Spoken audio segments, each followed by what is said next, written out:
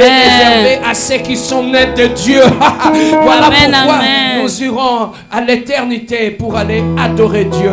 Lui qui est le Dieu glorieux, lui qui est le Dieu incomparable, lui qui est le Dieu véritable. Qu'il soit béni, qu'il soit glorifié ce soir. Bien-aimé, je sais que ce soir dans ta maison, il y a la joie. Je sais que là où tu es, il y a la paix. Je sais que là où tu es, Jésus-Christ est Seigneur. Voilà pourquoi nous l'adorons. Voilà pourquoi nous le glorifions aujourd'hui, bien-aimé. Malgré Covid, malgré, bien-aimé, les restrictions, malgré le confinement, bien-aimé, bien-aimé, nous sommes confinés, mais notre louange, notre adoration n'est pas confinée. Alléluia. Nous sommes confinés, mais bien-aimé, que la gloire de Dieu n'est pas confinée, la louange n'est pas confinée, l'adoration n'est pas confinée, la célébration de Dieu n'est pas confinée. Voilà pourquoi nous glorifions, nous magnifions l'Éternel des armées, lui qui est le Dieu glorieux, lui qui est le Dieu de paix, lui qui est le Saint d'Israël.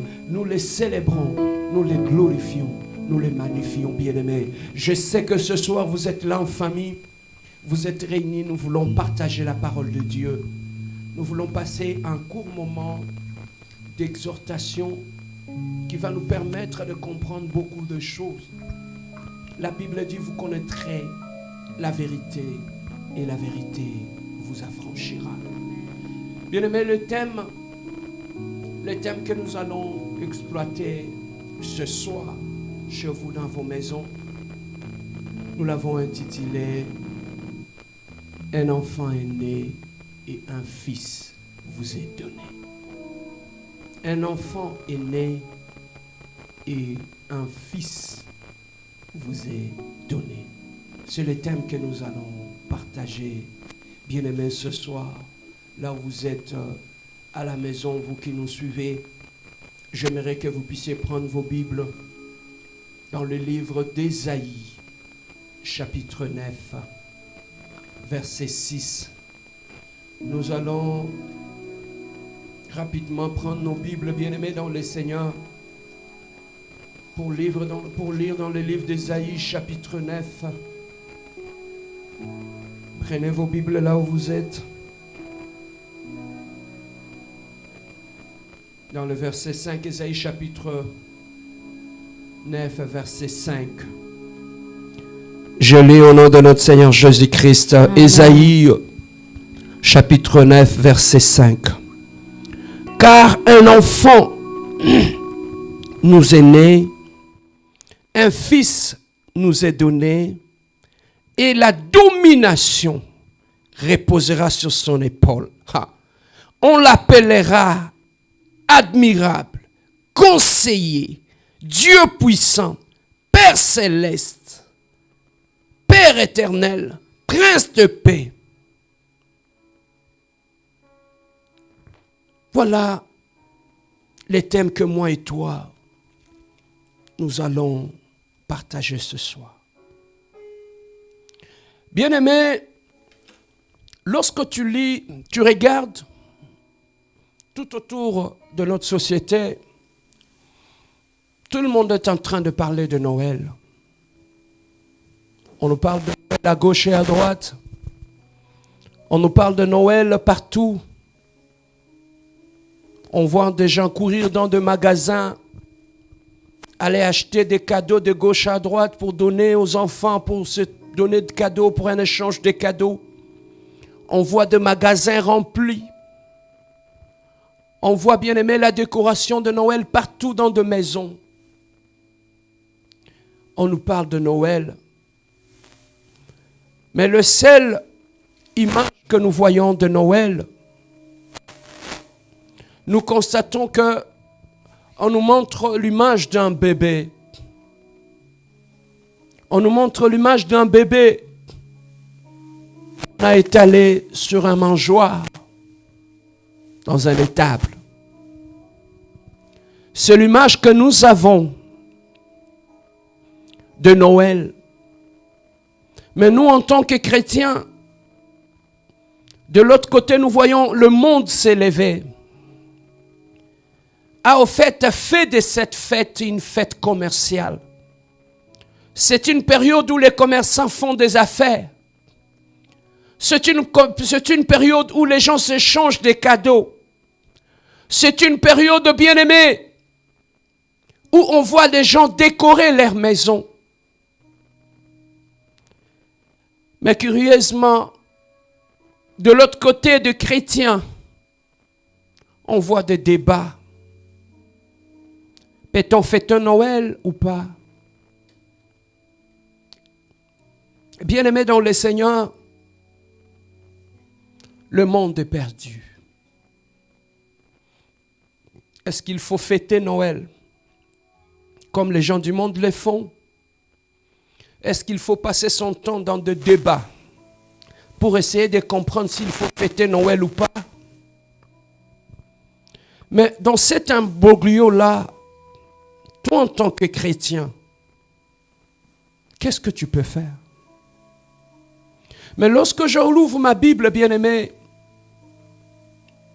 la Bible me dit dans toutes circonstances favorables ou non favorables, prêche la parole. Voilà pourquoi dans cette période, je ne prêche pas Noël. Je ne fais pas de discussions sur Noël. Mais je te présente Jésus-Christ. C'est ce que la Bible me recommande de faire. Les autres ne fêtent pas Noël, ils disent que c'est une fête païenne. Alors j'ai une question. Lorsque tu fêtes ton anniversaire, c'est une fête chrétienne? C'est inscrit dans ta Bible? Lorsque tu fêtes la journée de père ou de mère, c'est une fête biblique? J'ai une autre question que je me pose. Le jour que tu t'es marié, ta femme a porté une robe, non? Tu avais porté un veste, vous étiez à l'église. Est-ce que la Bible te recommande ces choses? Adam et Ève,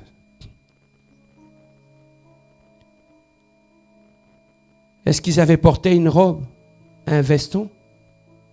Non.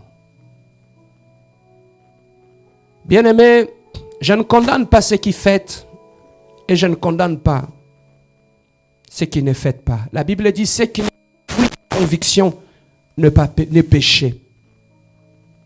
Ceux qui sont convaincus de les faire, qu'ils le fassent.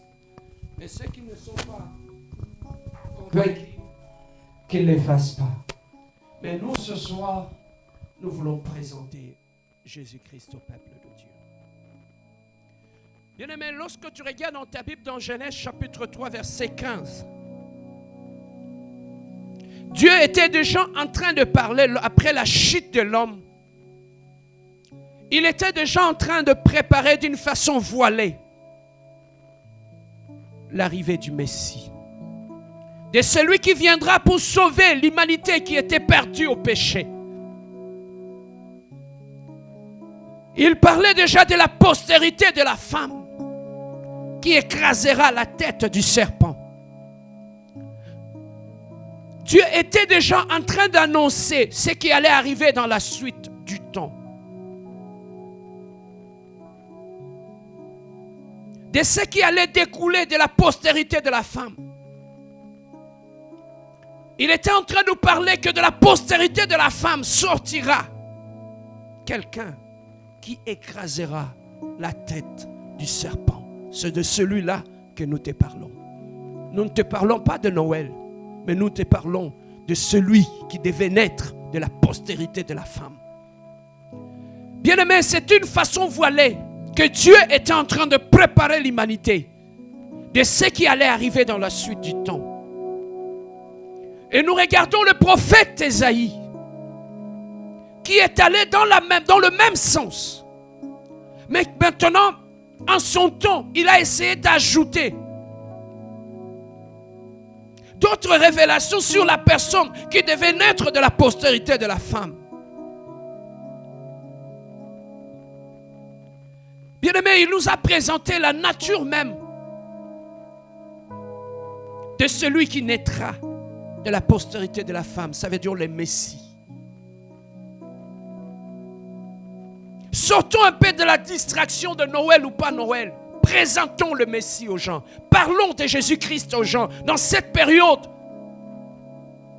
Après après avoir échangé des cadeaux, faisons-les asseoir. Parlons-les de Jésus-Christ, de celui que Dieu avait annoncé qu'il naîtra de la postérité de la femme, de celui qui aura la puissance et l'autorité, de celui qui viendra écraser la tête du serpent. C'est de celui-là que nous parlons ce soir. Bien-aimés dans le Seigneur, pendant qu'Ésaïe nous parle, il nous parle de l'enfant et il nous parle du fils. Il le dit, un fils vous est né, un enfant vous est né, mais un fils vous est donné. Ceux qui fêtent Noël, ils sont dans ces versets, ils sont en train de fêter la naissance d'un fils, d'un enfant. Mais nous ne parlons pas d'un enfant, mais nous parlons du fils. Parce que le monde, s'ils continuent, ils sont dans l'ignorance, dans l'aveuglement. Ils continuent à célébrer l'enfant dans la crèche. Mais nous ne célébrons plus l'enfant qui est dans la crèche.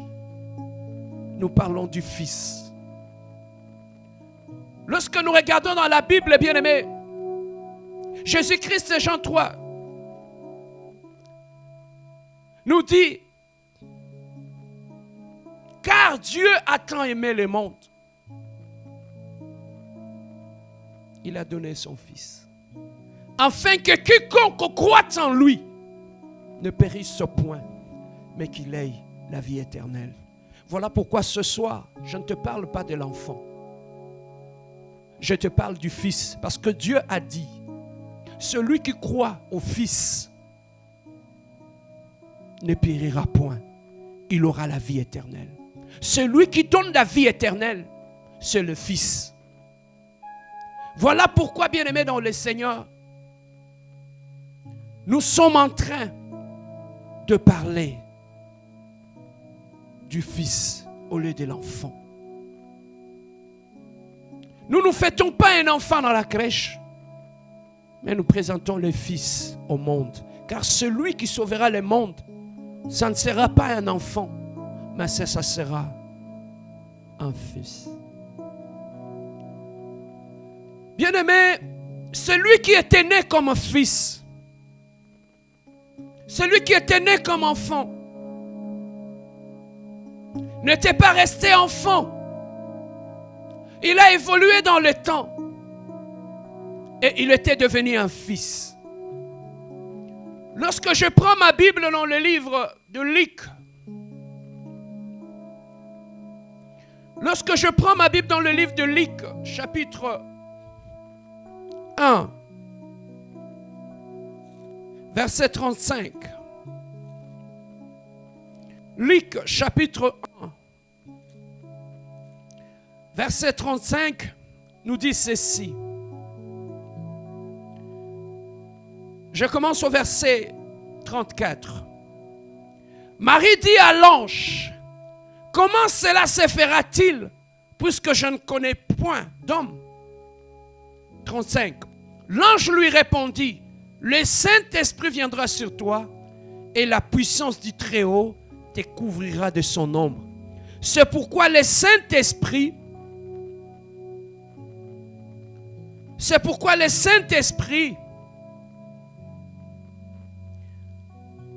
le Saint-Enfant qui naîtra de toi sera appelé fils. Ça j'aime. Il dit, c'est pourquoi le Saint-Enfant qui naîtra de toi sera appelé fils de Dieu. Il dit, le Saint-Enfant qui naîtra de toi sera appelé fils de Dieu. Il parle du fissure. Il dit, cet enfant, il finira un jour par devenir le fils de Dieu. On nous parle de l'enfant et on nous parle du fils. Lorsque nous prenons Matthieu chapitre 1, chapitre 1, verset 21, la Bible nous dit ceci. Il enfantera un fils et tu lui donneras le nom de Jésus. C'est lui qui sauvera son peuple de ses péchés. Il dit très bien. Elle enfantera non pas un enfant, mais un fils. Et tu lui donneras un nom de Jésus. Et c'est lui qui sauvera son peuple de ses péchés. Voilà pourquoi, bien-aimés, nous ne prêchons pas l'enfant, mais nous prêchons le Fils. Parce que celui qui sauvera le monde du péché, c'est le Fils. Nous ne te présentons pas l'enfant Jésus dans la crèche que le monde célèbre aujourd'hui, mais nous te présentons un Fils, celui qui ôte le péché, celui qui sauvera l'humanité de le péché. L'enfant qui est dans les crèches, on continuera à acheter des cadeaux, à embellir nos maisons, à embellir nos appartements, à continuer à mettre de décorations partout. Bien aimé, le monde ne connaîtra pas là, le salut. Mais le salut vient par le Fils. Parce que c'est le Fils, bien-aimé, celui qui ôtera, qui sauvera le monde du péché. Voilà pourquoi on ne te parle pas de l'enfant, mais on te parle du Fils qui nous a été donné pour que nous soyons sauvés. Voilà pourquoi la Bible dit, il a tant aimé le monde et il a donné son Fils, afin que quiconque croit en lui ne périsse point. Celui qui croit, non pas à l'enfant, mais celui qui croit au Fils ne périra jamais. Mais celui qui croit au Fils aura la vie éternelle. Voilà pourquoi aujourd'hui on ne te parle pas de Noël, on te parle du Fils, celui qui sauve, celui en qui lorsque tu crois en lui, tu ne péris plus et tu as la vie éternelle, tu as ton salut. C'est le Fils qui a les salis. Et jour après jour, le Fils a grandi, l'enfant a grandi. Mais quand est-ce que l'enfant est devenu fils? Nous prenons dans Matthieu chapitre 3. Matthieu chapitre 3 verset 13. La Bible nous dit ceci. Alors Jésus vint de la Galilée au Jourdain vers Jean pour être baptisé par lui. Mais Jean s'y opposait en disant, c'est moi qui ai besoin d'être baptisé par toi et tu viens en moi. Jésus lui répondit, laisse faire maintenant, car il est convenable que nous accomplissions ainsi tout ce qui est juste. Et Jean ne lui résista plus. 16. Dès que Jésus y était baptisé, il sortit, suivez bien, il sortit de l'eau. Et voici le ciel s'ouvrir.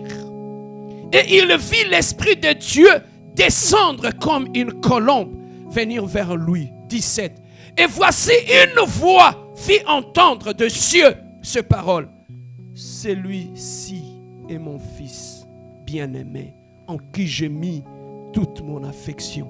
Jésus a mis toute son affection dans le Fils. C'est à ce moment-là que le Fils avait été présenté au monde et que le ciel a témoigné sur le Fils. Celui-ci est mon Fils bien-aimé. Après le baptême, il a fait cesser d'être un enfant. Il est devenu un fils. Et c'est ainsi, en étant fils, il avait commencé sa mission. Et le Fils est entré dans le monde. Et il a commencé à sauver. Voilà pourquoi, bien-aimé, aujourd'hui, toi qui ne connais pas, qui traverse des temps difficiles, qui traverse la dépression, toi qui es dans le Covid, toi qui es dans l'angoisse, dans la peur, laissez-moi te dire une chose. Il y a un Fils qui nous avait été donné.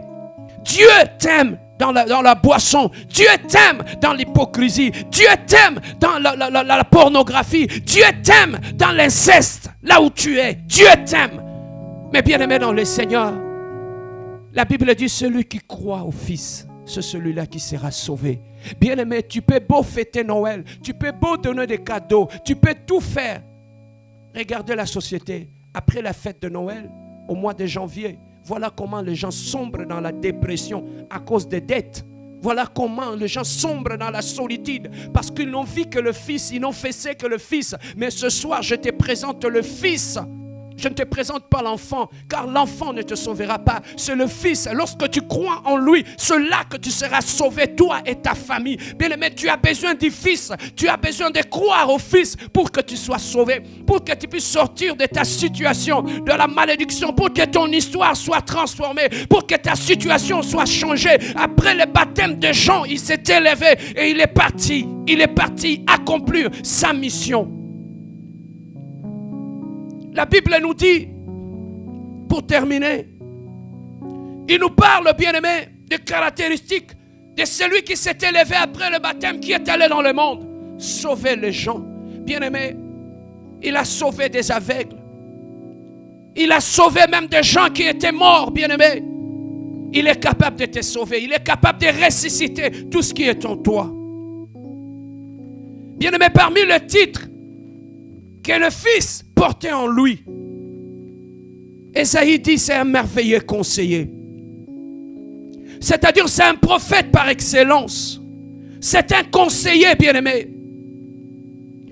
Tous ces conseils viennent de Dieu.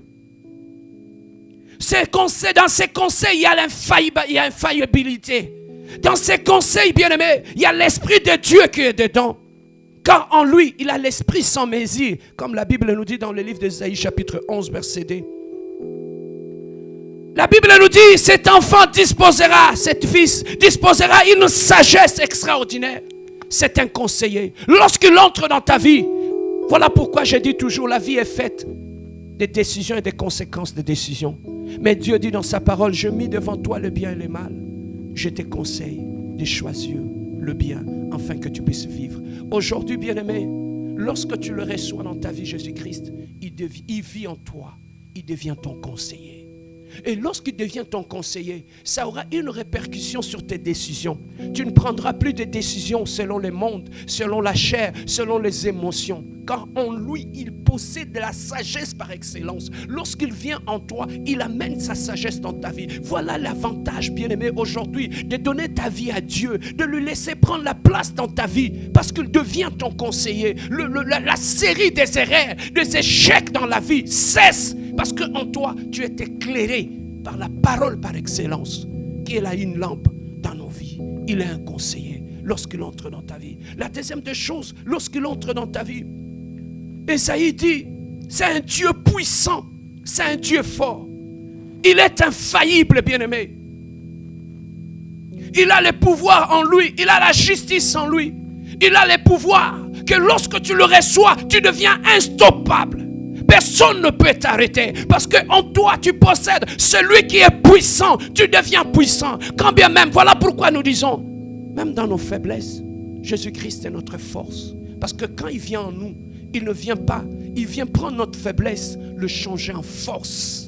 Bien-aimé, un homme fort, bien-aimé, tu te sens abattu, tu te sens vide et perdu au fond de toi. C'est parce qu'il te manque la force. Face aux problèmes qui t'arrivent, tu t'écroules, tu sombres tout le temps dans la dépression. Aujourd'hui, tu es en train de faire la pression. Aujourd'hui, tu es en train d'avoir des maux de tête. C'est parce qu'en toi, tu manques le Fils qui rend fort. Oh God! Tu manques ce Fils qui rend fort. Mais lorsque tu le reçois dans ta vie, le Fils, il deviendra. Parce que c'est un Dieu puissant que rien ne peut arrêter. Il n'y a aucune bataille, aucun combat, il n'a perdu. Il est le roi de tout le temps, le véritable champion de tout le temps. C'est de lui que je viens te parler. Je ne te parle pas de l'enfant de la crèche. Je te parle du Fils qui est entré dans le monde, qui est l'Élohim, le Dieu glorieux. La troisième, on nous dit qu'il est le Père d'éternité. Bien aimé, cette expression signifie que il est le descendant d'Abraham. Il est le fils de David. Il a le règne sans fin. Il règne éternellement. Voilà pourquoi au début je t'avais dit, avant le temps il était là. Après le temps il sera là. Car il est le maître de temps et de circonstances. Celui qui contrôle les temps. Le temps a commencé, yes, par lui. Même aujourd'hui, le monde, qu'il le croit ou pas, qu'il soit où, bien aimé, on a commencé à compter avant et après Jésus-Christ. Il a séparé les temps en deux. On parle de l'avant Jésus-Christ et après Jésus-Christ. Que tu le veuilles ou pas, il a séparé les temps en deux. Il est la référence du temps. Lorsqu'on parle du temps, c'est de lui qu'il s'agit, parce qu'il est le maître de temps. Après le temps, il vivra, parce qu'il a existé avant même que le verbe temps, avant même le mot temps ne puisse exister. Il est le maître de temps, le Père éternel. Celui qui le reçoit comme fils vit éternellement. Parce qu'en lui, il y a le Père éternel qui vit. Voilà pourquoi on dit, ce n'est plus moi qui vis, c'est Jésus-Christ qui vit en moi. Lorsqu'il vit en moi, il est le Père éternel. Celui qui a crié au Fils ne meurt jamais. Ne meurt jamais. Bien aimé, même lorsque nous mourrons, au fait, nous faisons un déménagement. Tu quittes la terre pour aller habiter dans ta maison au ciel. Voilà pourquoi Paul dit, la mort est un gain pour moi. Parce que je vais arrêter de vivre dans ce monde matériel pour aller habiter dans la félicité du Père. Voilà l'avantage, bien-aimé. Lorsque tu as le Fils en toi, la mort ne te dit plus rien. Parce que ce qui est au ciel là-bas est plus beau, plus merveilleux que ce que tu as sur la terre. La quatrième des choses, on l'appelle le prince de paix. Bien-aimé, dans ce titre, nous comprenons qu'en Jésus-Christ, il a la capacité de restaurer et d'amener la paix. Toi qui traverses des moments difficiles, ce n'est pas le mariage qui te donnera la paix. Ce n'est pas l'homme qui te donnera la paix. Ce n'est pas l'argent, sinon tout le riche allait être dans la paix. Mais celui qui te donnera la paix, c'est le Fils de paix. On l'appellera le prince de paix. Le bien-aimé, lorsqu'il entre dans ta vie, la première des choses, il amène la paix. Ton mariage n'a pas besoin de beaucoup de conseillers. Ton mariage a besoin du prince de paix. Lorsqu'il entre dans ton mariage, il amène la paix dans le mariage. La paix dans ta vie. La paix vit en toi. Bien-aimé, voilà l'homme que je voulais te présenter. Je voulais te parler de ce fils de paix qui réconcilie, qui nous a amenés, comme tellement il est le fils de paix, il nous a réconciliés avec le Père. Le péché nous avait séparés. Lorsque le fils de prince de paix est arrivé, la première des choses, quand tu le reçois dans ta vie, il te réconcilie avec ton Père. Dieu devient ton Père. Voilà pourquoi il a dit à ses disciples, notre Père qui est aux cieux, il devient notre Père. Celui qui est le Fils, le premier Fils, il a fait de nous des héritiers de la promesse. Nous héritons avec lui la promesse de Dieu. Voilà que c'est Dieu merveilleux, bien-aimé. Celui qui donne la paix, celui qui donne la prospérité. Bien-aimé, voilà la personne que je voulais te présenter aujourd'hui. Tu as besoin de lui. Tu as besoin d'expérimenter ses fils. Tu as besoin d'expérimenter ses fils, bien-aimé, qui ne dort plus dans la crèche. Voilà pourquoi je ne te prêche pas de l'enfant qui est dans la crèche. Le monde est perdu parce qu'il croit que le fils est toujours dans la crèche, alors que le fils avait déjà grandi. Dieu l'avait déjà présenté au monde comme le Fils. Après le baptême, il a commencé son œuvre. Il a commencé son travail. Après 33 ans, il avait fini son œuvre. Il a sauvé. Et le Saint-Esprit est là. Il continue à faire son travail. Bien-aimé, tu n'as pas besoin de l'enfant. Sinon, tu iras donner les cadeaux comme les autres. Mais tu as besoin du Fils. Dans le Fils, bien-aimé, il y a tout. Il a tout en lui.